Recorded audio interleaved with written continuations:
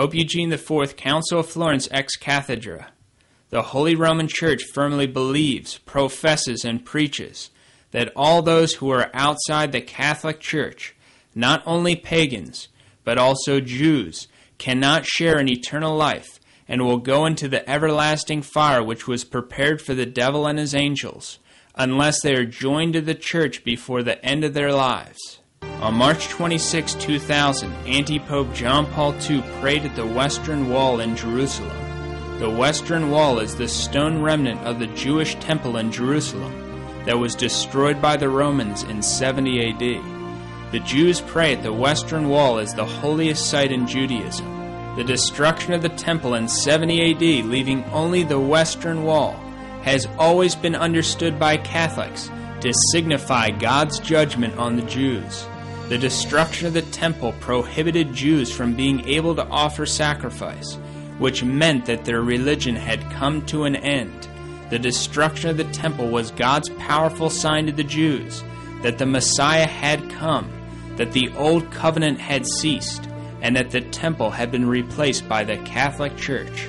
So when a Jew prays at the Western Wall or leaves a prayer there, it is a denial that Jesus Christ is the Messiah.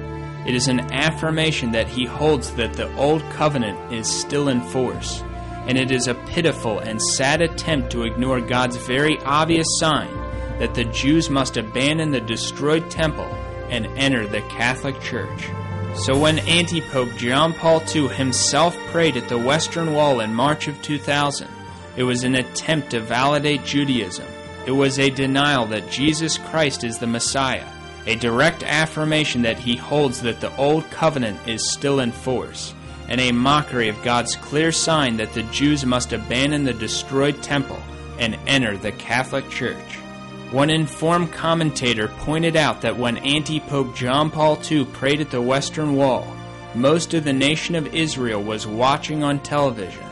This means that every Jew watching on television was given the impression by Antipope John Paul II that he does not need to convert to Jesus Christ because he is not the Messiah. The prayer that Antipope John Paul II left at the Western Wall asked forgiveness for sins against the Jewish people. In late 2001, a Vatican commission under Antipope John Paul II released a book entitled The Jewish People and the Holy Scriptures in the Christian Bible. The book argues that the Jews' wait for the coming of the Messiah is still valid. In Cotonou, Africa, on February 4, 1990,